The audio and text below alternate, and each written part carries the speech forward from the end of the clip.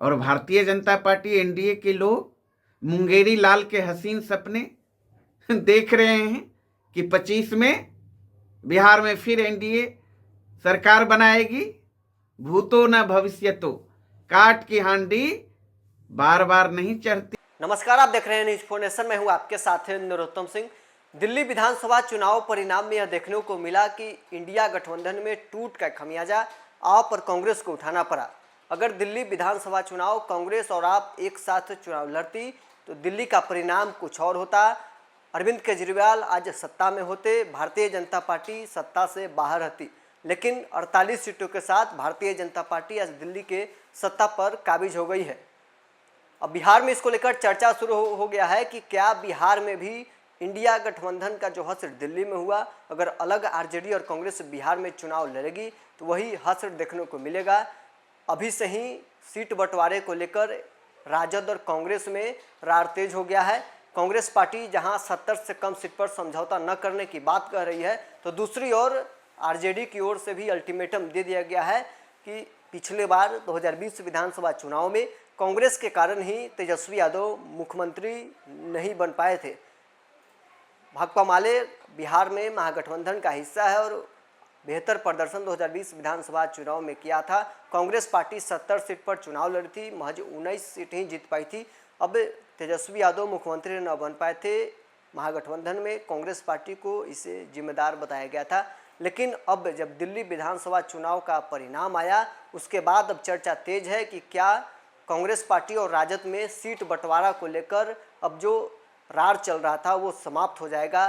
राजद कांग्रेस को तवज्जो देगी, जितनी सीटें की मांग कांग्रेस पार्टी कर रही है उतना सीट मिल पाएगा। बिहार के महागठबंधन पर इसका क्या असर पड़ेगा, इसको लेकर हमने राजद प्रवक्ता अरुण यादव से बातचीत की है। क्या कुछ कह रहे हैं, छोड़ जाते हैं आपको इस वीडियो के साथ।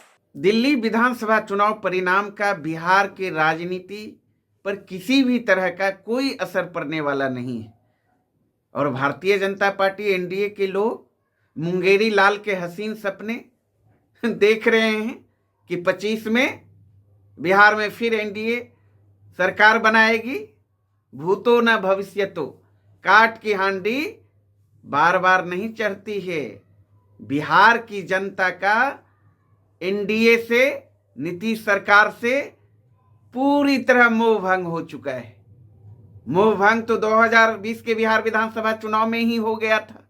जनादेश तो तेजस्वी यादव जी को मिला था और शासनादेश के बल पर नरेंद्र मोदी जी ने, नीतीश कुमार जी ने जनादेश का अपहरण करने का काम किया। शासनादेश के बल पर 2 दर्जन से अधिक महागठबंधन के उम्मीदवार चुनाव जीते हुए थे, उन्हें जबरन हराने का काम किया और 7-8 एमएलए महागठबंधन के जीत जाते तो बिहार के मुख्यमंत्री तेजस्वी यादव जी होते। एनडीए के बनिस्पत मात्र 12,500 ही वोट कम आए। ये तो भली भांति एनडीए के लोग जानते ही हैं। उसी छटपटाहट में अनर्गल प्रलाप कर रहे हैं, तरह तरह का बयानबाजी एनडीए के लोग कर रहे हैं।